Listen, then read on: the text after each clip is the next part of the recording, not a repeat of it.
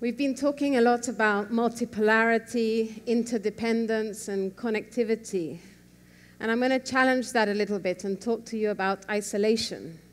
And I'm going to give you a glimpse of life inside the most isolated country in the world, North Korea. If you were a North Korean, you would be born into one of three social classes.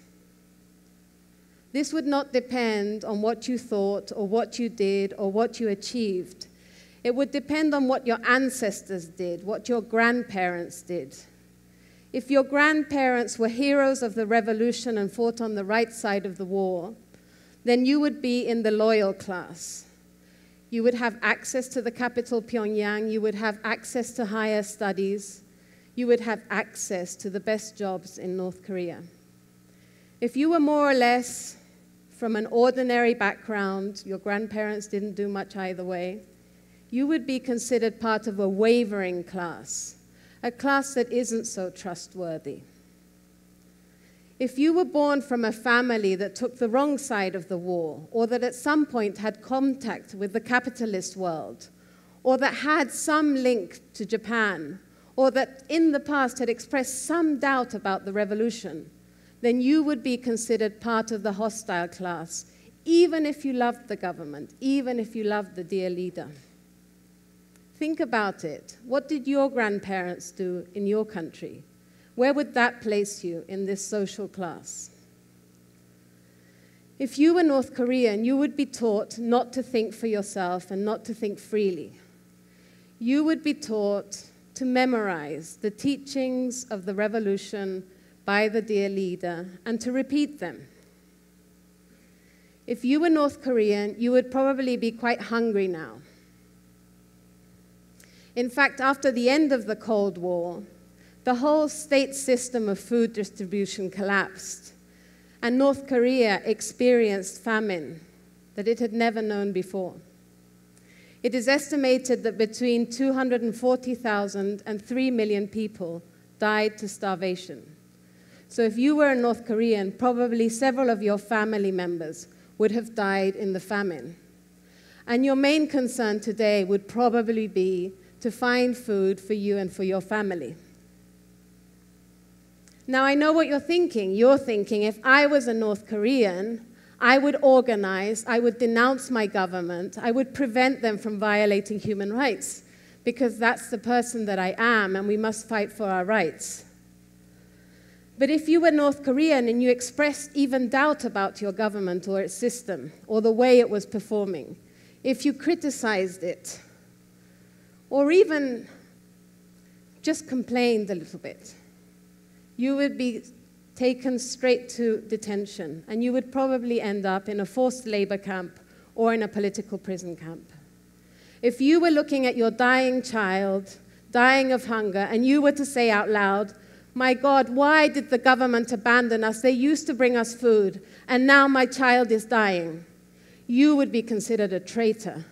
You would be disloyal to the government that you should be thankful for, even if your daughter is dying. But it wouldn't just be you. Your parents and your children would be sent to detention as well, because what you say will put them in prison too. And this is what in North Korea they call guilt by association. Kim Il-suk was 13 years old and living with her aunt when security forces arrived at her house and took her away to Camp 18. When she arrived in Camp 18, she saw a woman. This woman was standing in front of her. She was dressed in rags. Her feet didn't have shoes. They were rags tied around her feet to protect her from the cold. She was like a skeleton, and she smelt bad. Kim Il-suk didn't recognize this woman, but this woman was her mother, who had been arrested before her, and who she thought had disappeared. When Kim Il-suk arrived in this camp, at dawn, she was taken to indoctrination classes, and by midday, she was forced to work in coal mines, where she used her bare hands to mine the coal. In forced labor camps in North Korea, the prisoners suffer deliberate induced starvation. They are used for hard labor as long as they survive there. Kim Il-suk would soon look like her mother. In fact, she spent 28 years in Camp 18. But she survived Camp 18, and she survived North Korea, and she managed to escape the country, and she managed to flee through China and seek safety. And she managed to tell the tale, and that's why we know it. 7 of her family members died to famine and forced labor in that camp, and her siblings are still there today. She survived to tell the tale and to draw this map of Camp 18. The political prison camps in North Korea are not just buildings that house several hundred prisoners or 1,000 prisoners. They are entire villages, enormous places that house tens of thousands of political prisoners, or so-called political prisoners. Most of them don't know what they did. It is estimated that today 130,000 people live in these political prison camps. Right next door to Camp 18, there is Camp 14, which is a total control zone camp. This is a camp where people are sent to, and they will never come out of this camp. Shin Dong-hook was born in Camp 14. He was born to parents that had good behavior in the camp. And because they had good behavior, they were allowed to have intercourse. Because in these camps, family life isn't normal and people aren't allowed to marry. The guards decide who can mate with who, and they choose the partners, if you behave well. Shin Dong-hook and his brother were born out of this arrangement. But they didn't live as a family. His father was sent to the male quarters of hard labor, where he shared space with other men in dire conditions. His brother was sent to a labor zone where he was with the youth and working there. And his mother also did harsh labor, and she was never able to take care of him. So the only thing that he knew was the guards in the camp and the camp rules. Rule number 1, if you try to escape from this camp, we will shoot you. Rule number 2, if you see somebody trying to escape or you hear that they're planning to escape and you don't denounce them, we will shoot you. Rule number 3, if you steal food or hide food, we will shoot you. Rule number 4, if you don't obey the orders of the guards, we will also shoot you. And there are 10 rules like this.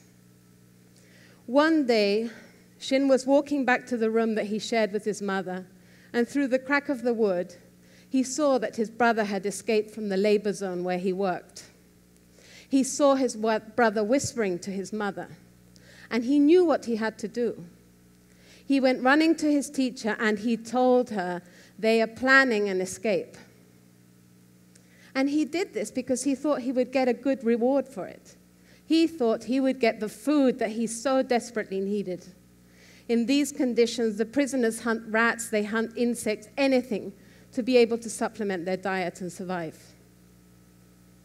But they didn't give him a reward. They took him away, and they took him to a place where they interrogated him, and they tortured him. They asked him to give the information about the plan of escape. What did he know? He should denounce. He should say more. He knows more. They put a hook in his skin, and they tied him up to the ceiling, and then they lit a fire with coals, and they brought him down and burnt him on the coals. He was 12 years old. Then, after many days of torture like this, he was thrown into a cell, and there was an old man there. And this old man nursed his wounds with the little broth that they received to eat. And he said that this was the first time that he had felt human affection. One day, when his wounds had healed, the guards came to look for him, and they threw him in the back of a pickup truck. And he saw his father there, who had also been taken away and And they were taken to the area of the camp where executions take place public execution, and there were hundreds and thousands of prisoners there waiting. And they were taken to the front, and he was convinced he was going to be executed. And he stood there, and to his relief, he saw his mother and his brother being pulled forward for execution. And he saw them executed. And he thought to himself, they deserve it. They were planning to escape. He felt no remorse about it. That was the person he had become. A few years later, a new prisoner arrived at Camp 14, a prisoner that had stories about the outside world. And he told him about food in the outside world. And he told him about chicken. And they started to fantasize about this. And this is what motivated them to plan an escape. And they went to the electric fence of the camp. And his friend tried to crawl through the electric fence and got stuck and electrocuted and died. But the weight of his body on this fence created a gap that Shin was able to climb through. And that was the beginning of his escape from North Korea through China and into safety. And it's only many months after he got into safety that he realized what he had done. And he realized what a normal bond between a mother and a child should be. So what is the world doing about North Korea? What has the world done about North Korea? About the human rights situation there? Well, not much, because the world is preoccupied with the nuclear situation in North Korea, and this seems to be the only thing that the United Nations is worried about. For a long time, we've been waiting for a strong response. But we had a breakthrough last year. Finally, the United Nations decided to set up a UN Commission of Inquiry to listen to the stories of the North Korean survivors and start to build a picture of life inside North Korea. They were tasked with determining whether these violations constitute crimes against humanity and who is responsible for them and how to hold them responsible for it. They will present their findings to the UN in March 2014. And when they do that, we need the world to have a strong response and to send a clear message to North Korea that the violations must stop. You're not North Korean.